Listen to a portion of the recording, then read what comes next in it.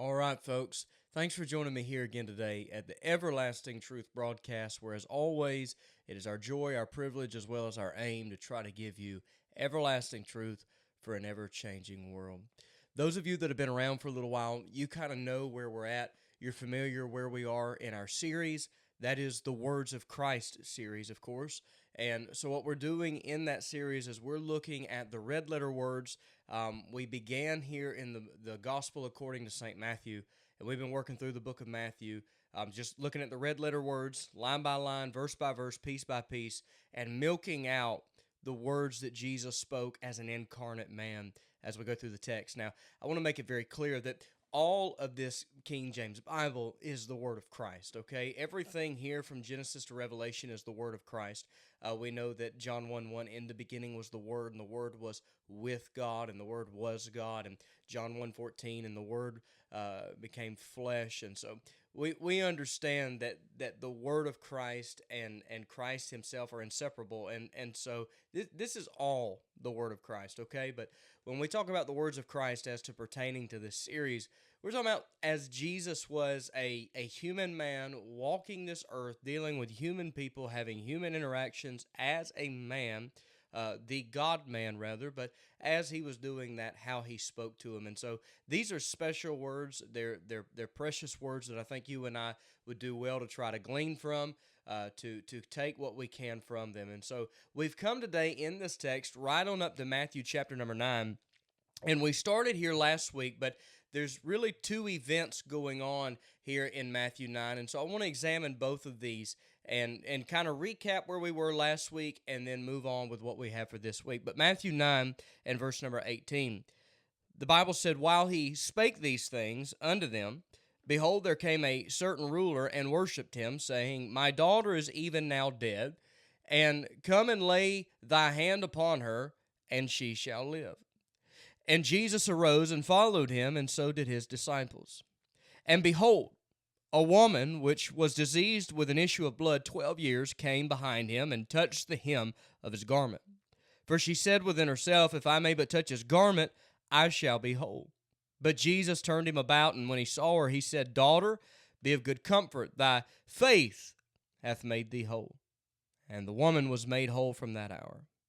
And then there's a shift. It goes back to dealing with the ruler who had lost his daughter in verse number 23, and it says, "And when Jesus came into the ruler's house, and saw the minstrels and the people making a noise, he said unto them, Give place, for the maid's not dead, but sleepeth.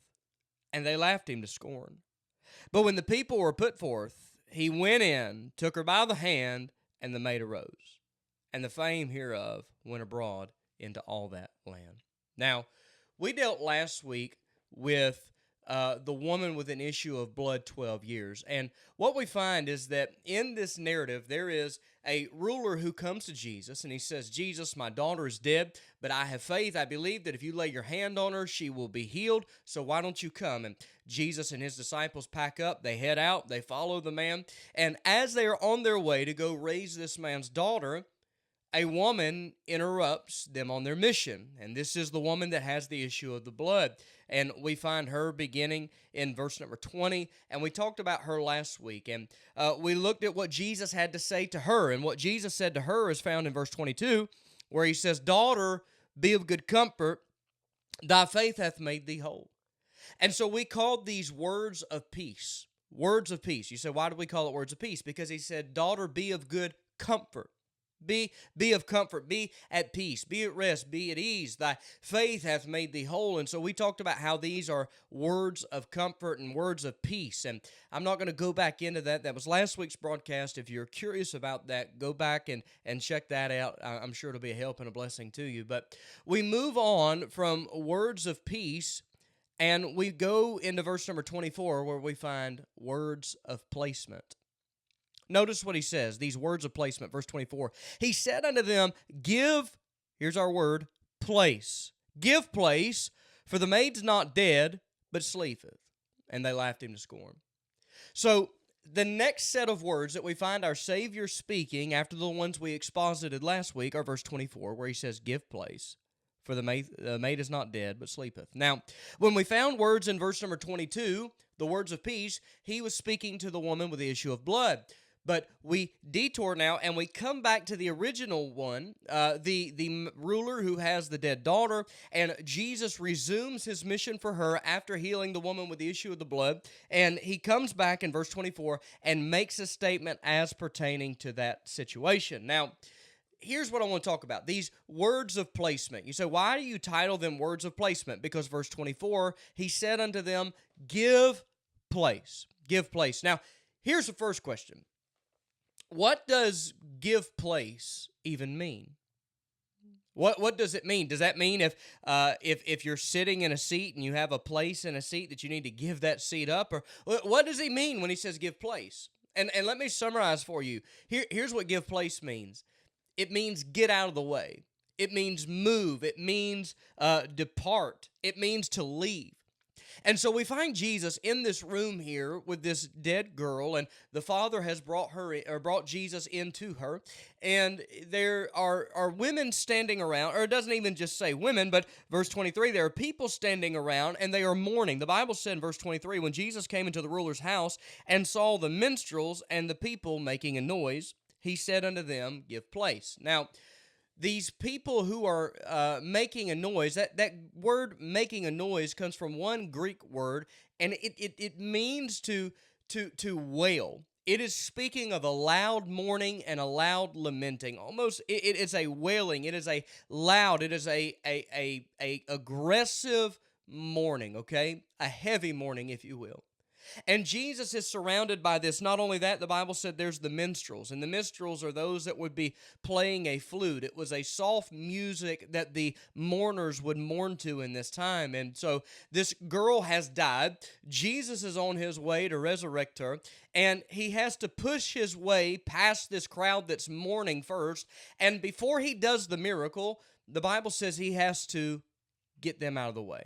And so he speaks to them, and he says, give place. Now, why would Jesus look at these mourning people and say, give place? Why would Jesus look at these people who are grieving the loss of a loved one and say, get out, leave the room? I need you to move. Is it that he didn't have the physical room that he needed? Was there a physical restraint on how much room he needed to work a miracle? Was it a small room and too many people were crowding him and so he didn't have the ability? Was that what it was? What was the reason why Jesus would say such a thing?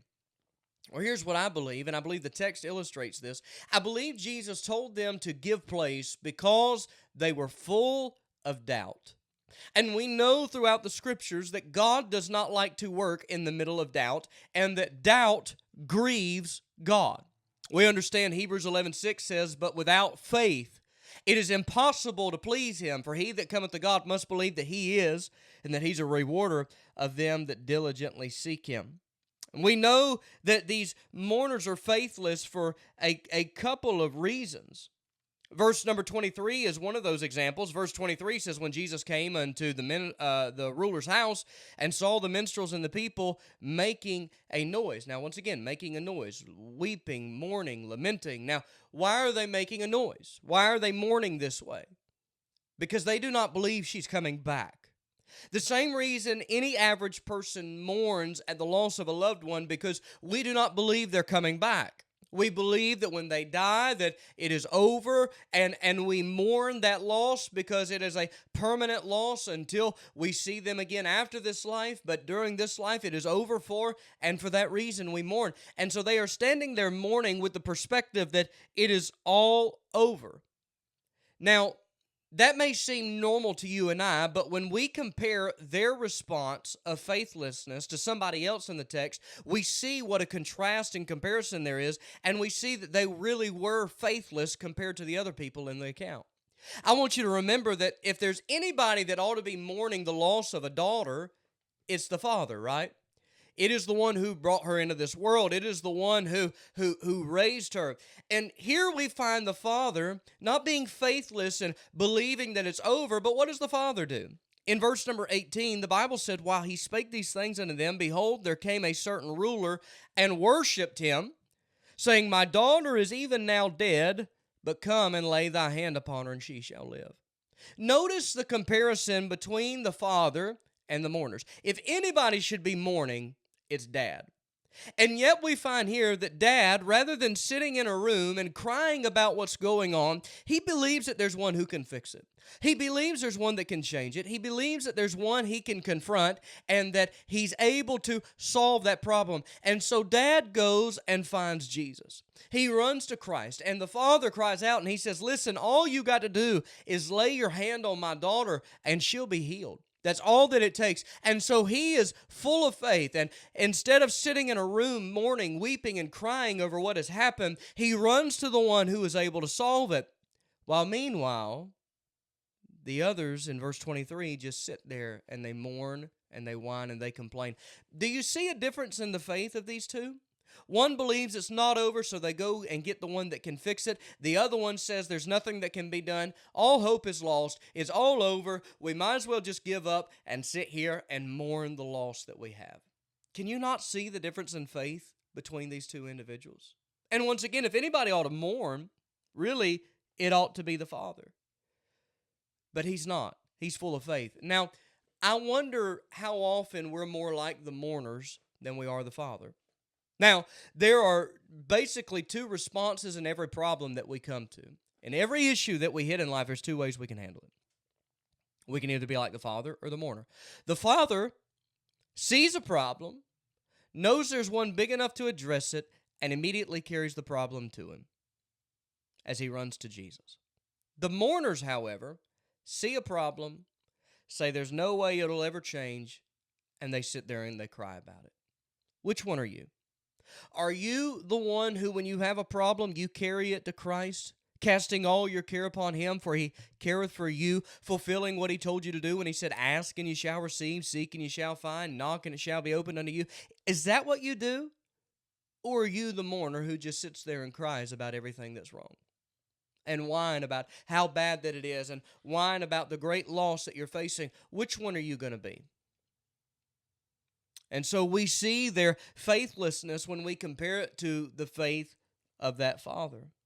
Now, not only that, but verse number 24, we know that they're faithless for another reason. Notice what verse 24 says. It says, He said unto them, give place. Now listen to this. For the maid is not dead, but sleepeth. He says, she's not dead. It's not over. It's not the end. She's just sleeping. She'll be back. He speaks in a way that is full of faith, expectation, and hope. And notice what they say in response to the hopeful speech that our Savior gives. Verse 24 says, and they laughed him to scorn. Now, does that sound like faith? I mean, the father believed Jesus, ran, went, got him, brought him back, and is believing Jesus to do something. He walks into the middle of the mourning crowd. The mourning crowd didn't even have to go get him. They're just standing there. And he says, watch out. I'm about to do something here. And they laugh at him.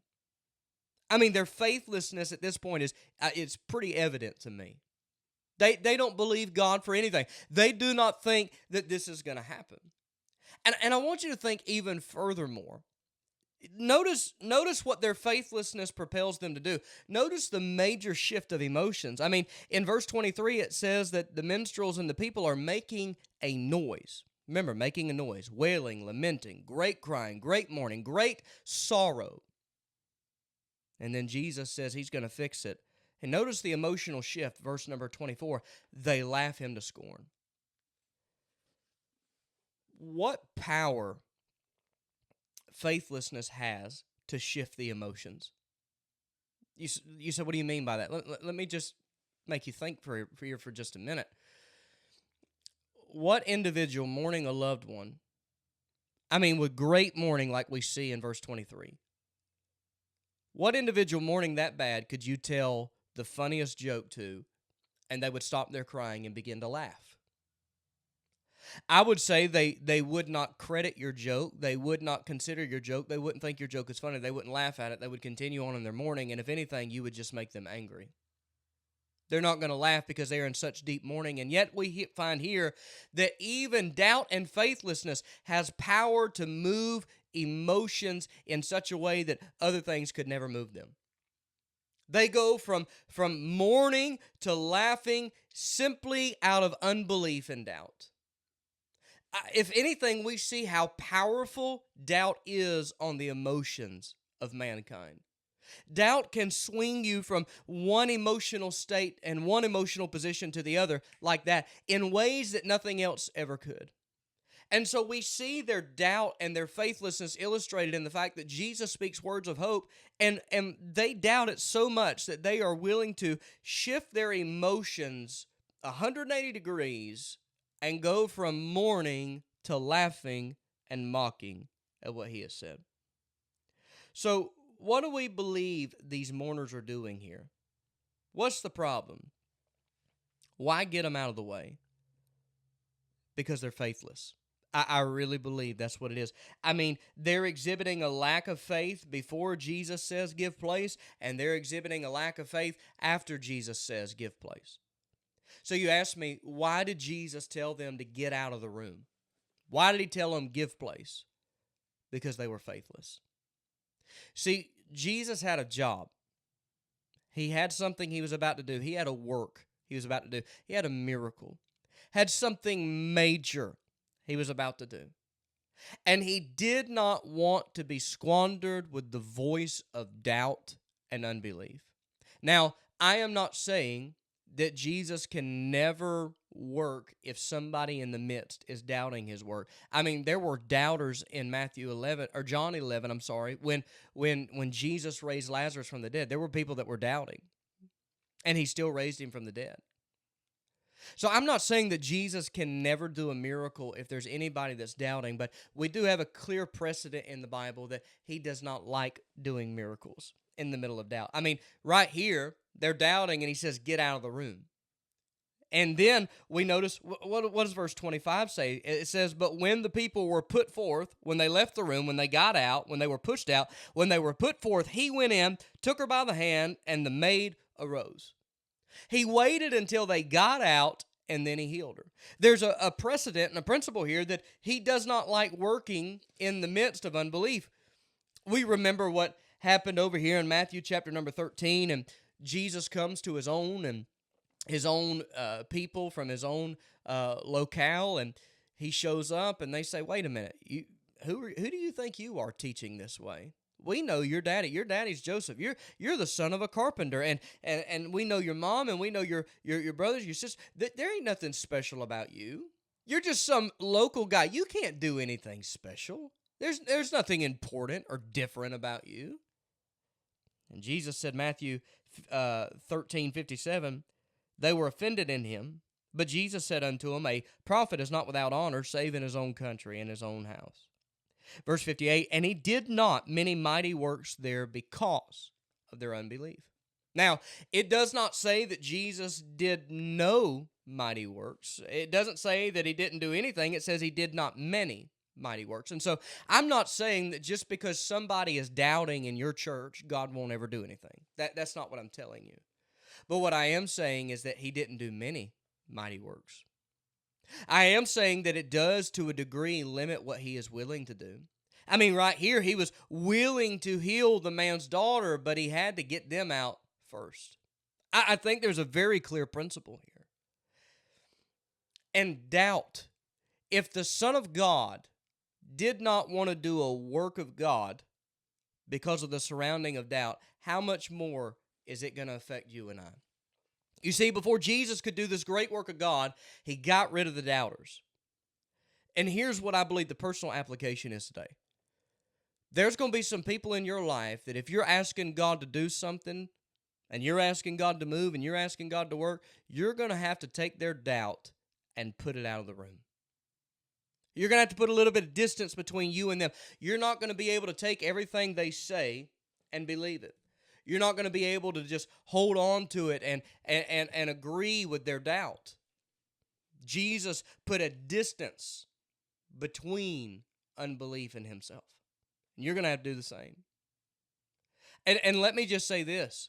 Maybe you're not the person who has to put a distance between you and other people who are full of unbelief. Maybe you're the person full of unbelief.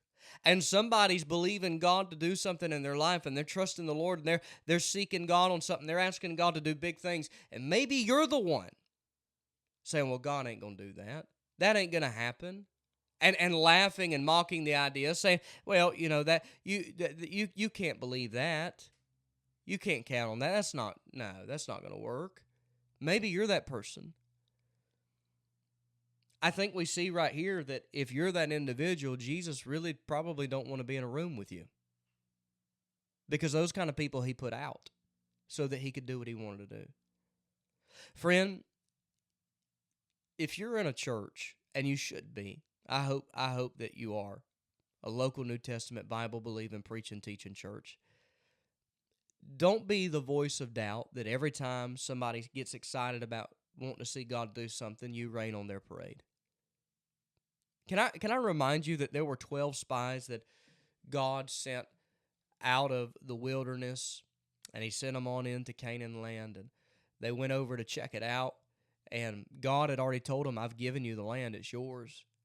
They send 12 spies over, and 10 of them come back with an evil report. In other words, they said, yeah, it's beautiful, it's great over there, it's an amazing place, but here's the problem, there's giants over there, we're grasshoppers, we be not able to overtake it.